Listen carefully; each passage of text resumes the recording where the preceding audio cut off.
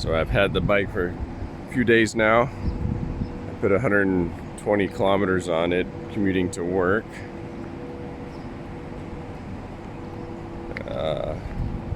Some of my observations, the details, all the components are very well made. The bodywork standoffs are a nice finished aluminum. It's powder coated and clear coated.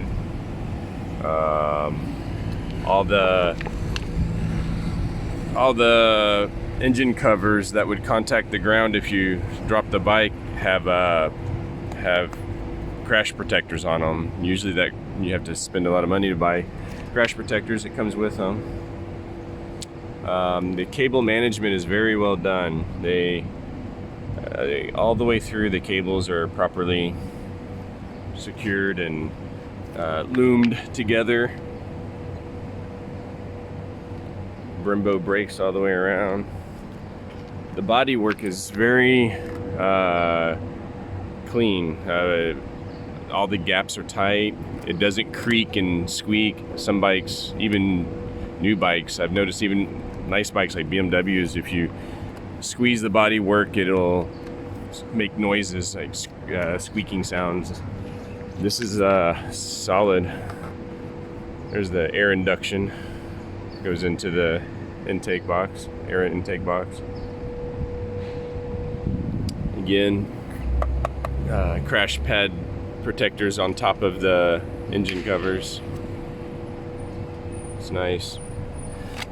This is a common failure point on bikes. This is the kickstand switch, and they put an extra cover. I got grease on my finger now. They put an extra cover over that switch to protect it from, the road dirt. It goes all the way around it. It's nice. And the amount of cable that they have is just right. Actually, that's the O2 sensor right there. Got the O2 sensor there and the kickstand sensor, and the cables are protected by an extra heavy piece of tough plastic. Anywhere that I see one of these connectors, I also see they're properly secured in place, and so none of these connectors are gonna. I don't think anything's gonna come undone while riding. Yeah, I'm really impressed. I almost bought a BMW a while back, and when I looked at the wiring details on the BMW, honestly, I wasn't impressed. And I wasn't impressed with the bodywork. This Aprilia, man, they didn't miss anything. I mean, all of these plastic bits that make up the body panels, it's all solid. None of it squeaks or creaks. It's got like old school incandescent blinkers, which I'm not too excited about that. That's kind of weird. And it has old school halogen lights. They're bright. They do the job. I've ridden at night a couple times and they do the job. But it's just weird on such a high-end bike to see incandescent bulbs and halogen bulbs instead of everything nowadays has LED. Definitely need to get a radiator guard on this thing.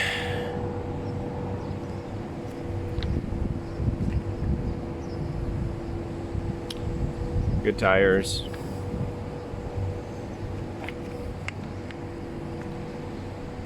So when you turn it on, first you get the Christmas tree effect, the cool intro. All the controls are handled on this side, basically all the settings and everything. You see my owner's manual over there. I'm about to set it up.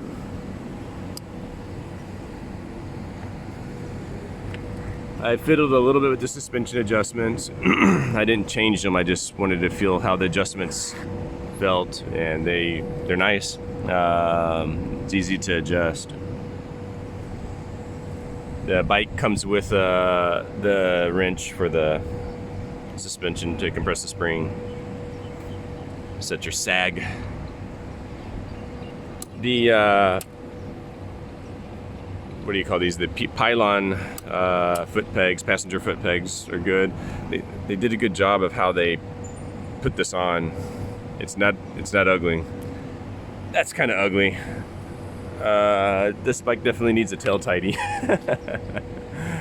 Yeah, seen a tail tidy kit that puts the license plate up under here. I think I'll be investing in a tail tidy. The paint, I can't catch. I don't think you're gonna be able to see this in the video, but the paint on this bike is immaculate, man. They really did a great job on the paint. It's a nice clear coat. The tank isn't metal. It's some kind of I don't know, plastic or polycarbonate. I don't know what that is. But it's that the paint finish actually has a metallic flake in it that's just enough to make it look nice. All of the keyholes are weatherproofed rubber stripping in it.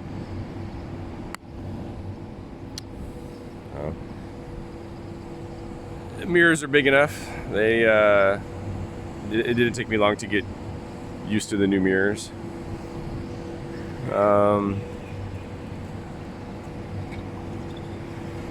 Since the throttle is electronic, there's no cables anymore. You're just turning against a spring, and most bikes with fly-by-wire throttles, they don't feel right. This is solid. It feels like a throttle, like it's a normal cable style throttle, except that the spring return, you can feel that it's just a spring that returns it. There's no friction.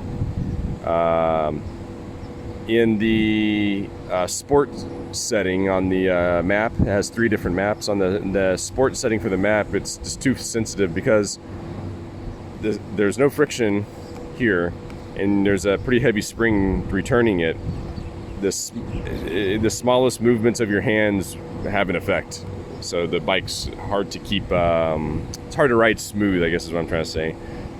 I put it in the track mode, and the track mode is a lot smoother, but you lose some of your engine braking, and for commuting I like to have engine braking.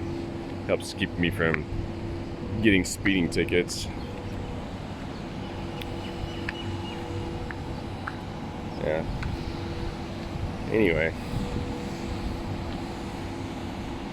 It's really a beautiful bike. I'm glad I bought it.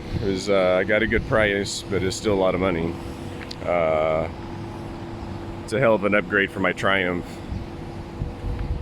Street, before I had a Street Triple, 2012 model. Riding position, it's pretty similar to my Triumph, maybe a little bit more aggressive. Anyway, that's it, man. My new baby.